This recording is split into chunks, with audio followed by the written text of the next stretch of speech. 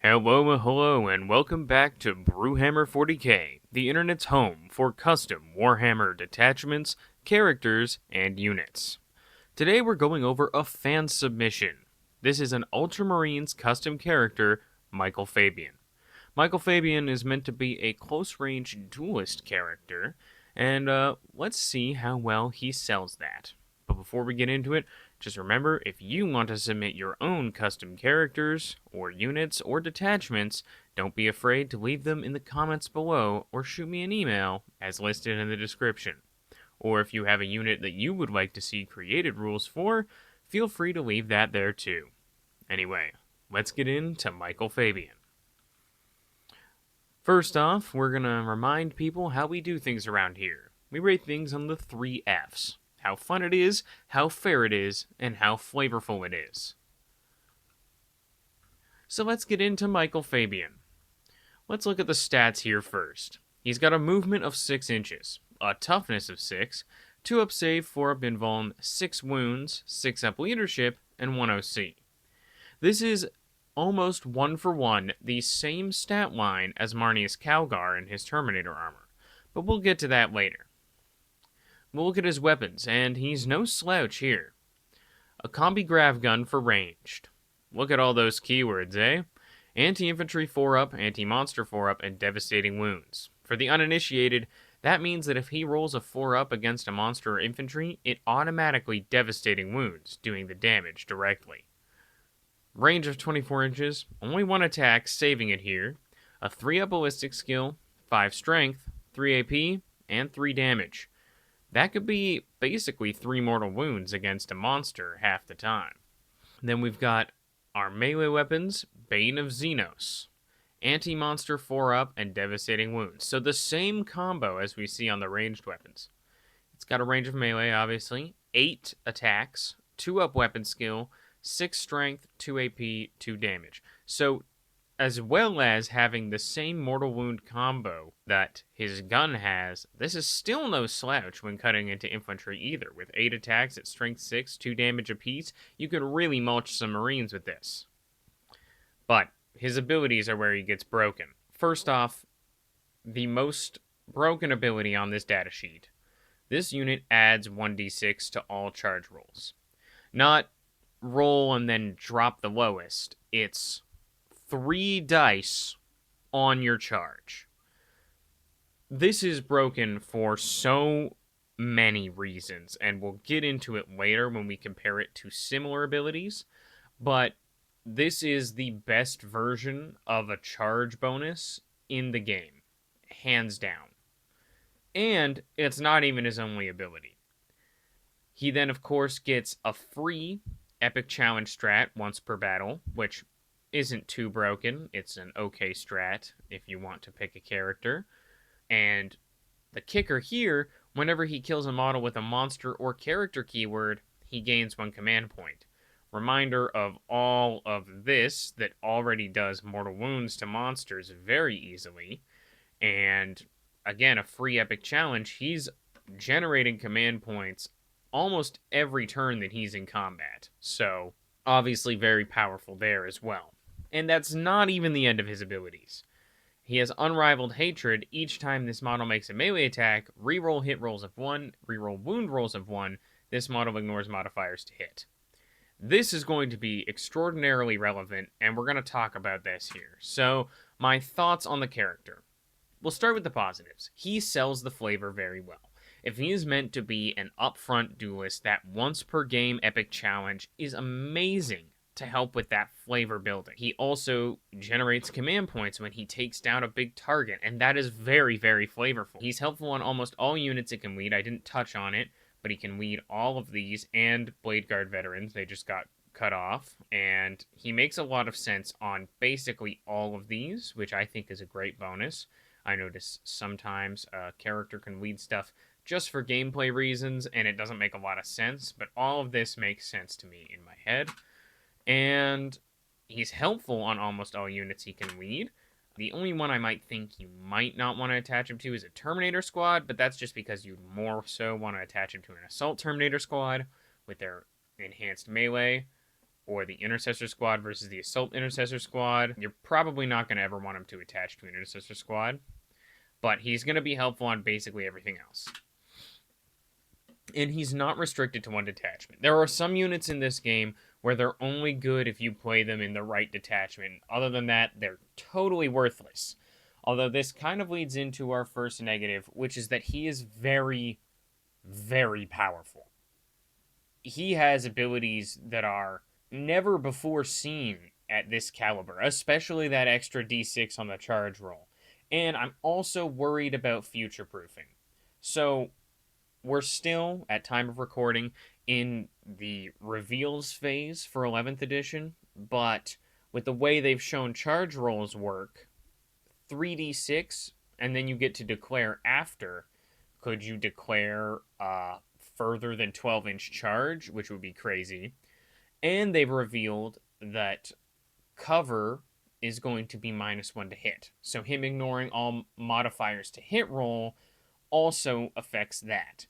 Now that's less egregious. He does only have the one shot in ranged, but the d6 on the charge is very powerful. But maybe I'm being too harsh. Let's compare him to something at a similar points cost. I don't know if I went over it. He's 150 points, so he is pretty pricey. The average captain comes in between 75 to 95 points, so he is very pricey. Let's see what we can compare him to. Marneus Calgar, in his Armor of Antilocus, I think that's how you pronounce that, is 140 points, so he should have a similar power level. Maybe not the same, but very similar. So, same durability, although that's not what we're worried about here. We'll look at his damage. So he has his Gauntlets of Ultramar in ranged, pistol, and twin-linked. 18-inch range, 4 attacks, 2 up ballistic skill, so he's hitting more. 4 strength, 1 AP, 2 damage. Okay, so this is obviously never going to be damaging a monster the same way, but this will be doing far more damage to infantry. Especially Space Marines, and obviously Guardsmen will get mowed down by this. Strength 4 might seem weak into Space Marines, but you do have that twin-linked, and he's putting them on the 4 up there, and you're going to be able to kill Marines with this. Then we get into his melee, the Gauntlets of Ultramar again, twin-linked, 6 attacks, 2 up weapon skill, 8 strength, 3 AP, damage 3. This can kill pretty much anything with the twin-linked. 3 AP, flat 3 damage, and almost an autocannon's worth of strength with twin-linked. We've been shown that multiple times that this profile is very powerful into almost anything. The only thing you'd be wounding on 6s would be a Warlord Titan. And with twin-linked, the way I like to think about it, if you're wounding on 5s with twin-linked, you're wounding on 3s. And wounding on 3s into a tank is a good profile. So, he does do damage to tanks, more so in melee, less ranged focus. A lot like Mikael Fabian. Let's look at his abilities. So he does have Deep Strike. Mikael Fabian, despite being in Terminator armor, I believe, does not have Deep Strike. And he has Inspiring Leader. This unit is eligible to shoot and declare a charge in a turn in which it advanced or fell back. So, you might be seeing this, and if you think about it just as, Fabian gets his in the charge phase, Calgar gets his extra d6 in the movement phase with that advance. That is sort of true, but there's a lot of ways to make Mikael Fabian's more powerful, especially with the Combat Doctrines detachment, because you get that one turn of advance and charge, so you're getting an extra d6 during that turn, and that'll help you make those critical charges so you can get into the middle of battle. And then he has Master Tactician. At the start of your command phase, if this model is your Warlord and is on the battlefield, you gain 1 CP. So, looking at these side by side, we have very similar capabilities. Both generate CP. Both can deal with monsters in combat. Both can help with movement on a Terminator squad. I couldn't fit all the things that Marneus Calgar lead on this one page, but he can lead quite a fair bit. And Calgar does have Deep Strike. So maybe I was being a little bit harsh.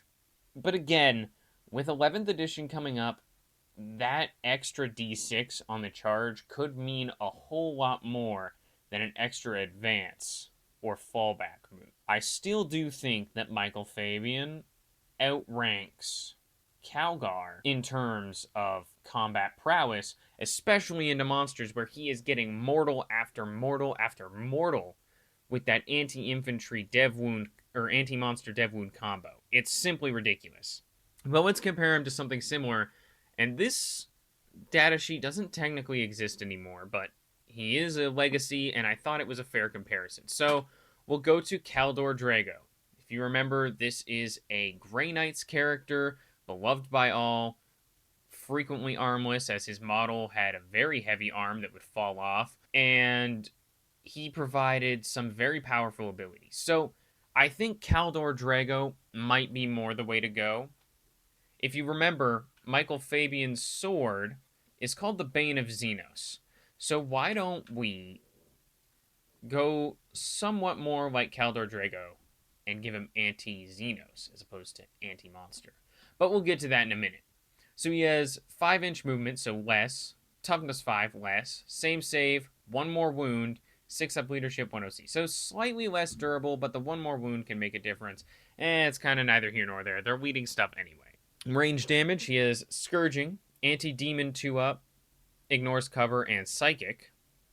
So that's 3 attacks at 2 up with 6 strength, 2-2. A pretty good ranged damage. Obviously into demons, far better. But how often are you going to be fighting demons? I don't know. It's kind of one of those matchup-specific things, and probably one of the reasons why his datasheet got sent to Legends. Then for melee weapons, we have the Titan Sword. Oh, he also has Stormbolter. We have the Titan Sword, Anti-Demon 2 up, and Psychic. Psychic is just a downside keyword. 6 attacks, 2 up weapon skill, strength 8, 4 AP, 3 damage. So he can definitely be swinging into stuff, maybe not tanks as much, unless they're a demon, a great unclean one or something, or a demon prince, he could swing into that. But he still does have some pretty good damage output here. He has Deep Strike, Leader, Gate of Infinity, and while he's leading a unit, they have a 4-up Feel No Pain against mortal wounds, so he increases durability, which is a very powerful ability. And then we have what we're here for, which is his ability, One with the Warp. This is the longest charge roll bonus in the game. And it's, well, we'll just read it. Once per battle.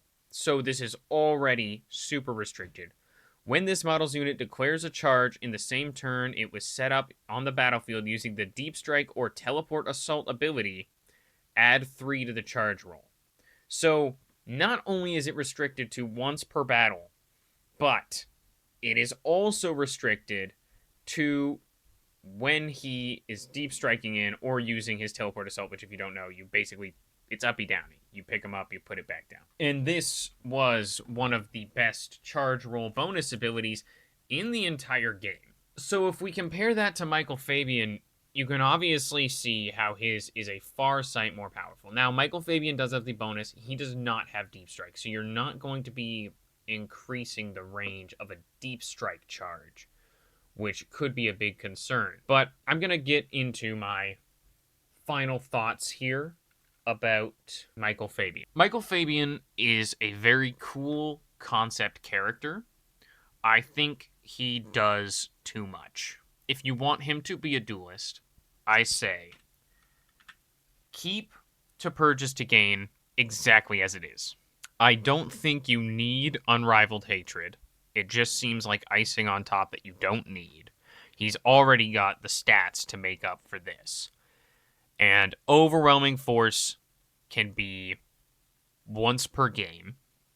Change Anti-Monster to Anti-Xenos. Well, maybe not on the Grab Gun, but on the Bane of Xenos, change it to Anti-Xenos. And drop this guy to 110 points. So this makes it so that he still feels powerful. He still gets a once per game, go all out, charge, go crazy. He still has the flavor of being able to melt Xenos while still being powerful because he does still have devastating wounds and a strength 6, AP 2, damage 2 blade. He's just not going to be able to hunt down necessarily all monsters. So He's going to be more flavorful and a little bit less powerful, though he's still going to be usable in basically every matchup. If you're playing him into Tyranids, if you're playing him into Brute, I suppose, you're playing him into the right Orc lists, you're playing him into any of that, and you're going to be setting off his To Purges to Gain. Anti-Xenos also means that it'll affect stuff like a Tau Battlesuit. It also means it'll affect stuff like Eldar tanks, I believe. I'm pretty sure they get the Xenos keyword. So these are all very powerful things anyway. It's just adding a bit more flavor at the cost of a little bit of power. And making him 110 points seems perfectly reasonable for something like that. We're going to give our final rating on the 3 Fs. So we have, for fun, he's a 4 out of 5. I'd say, I know I've been criticizing him quite a fair bit throughout the video, but Mikael Fabian would be very fun to play on the tabletop, I think, for both players. If you're not too concerned about winning, he would be extraordinarily fun. I think the only thing keeping him back from being that 5 out of 5 is the fact that he's definitely overtuned. Fairness, a 2 out of 5. He's not egregious, as we saw comparing him to Marneus Calgar and comparing him to Drago. These abilities aren't unseen. There's just too many, and they're too powerful. So if you just tone it back a bit, you're going to get up there, and he's going to be balanced and very fun. And he's already very flavorful. I can imagine him charging the front lines, saying, "Hey, you," calling someone out, and slicing their head off. And that is an amazing visual to have for this character who's meant to be this hulking duelist beast of a man with surprising speed, and it's honestly great all around. It's really just a few balancing issues. If you really wanted to keep the datasheet the same as it is, I'd say up it by 20 points. Err on the side of caution. And if he's 170 points, yes, he can do a lot, but he also costs a lot. He's costing now as much as a main battle tank for the Guard, a Leman Russ, or he's costing as much as like a kill rig for the Orcs or something. Like, he's getting up there in terms of points, and it makes it feel less stupid that he can do all this. But yeah, let me know what you guys thought about Mikael Fabian in the comments below. And thank you again to the submission. I didn't want to give a name because I don't know if I was allowed to. But there will be a playable version of this datasheet in the description below. And if you have any that you would like to see reviewed, hit me up on my email or in the comments below. Or if you want to see some datasheets made for your custom characters or detachments or anything like that, you also let me know in the comments and maybe I could drop some rules for you. That's all I've got for this video, and I'll see you guys in the next one.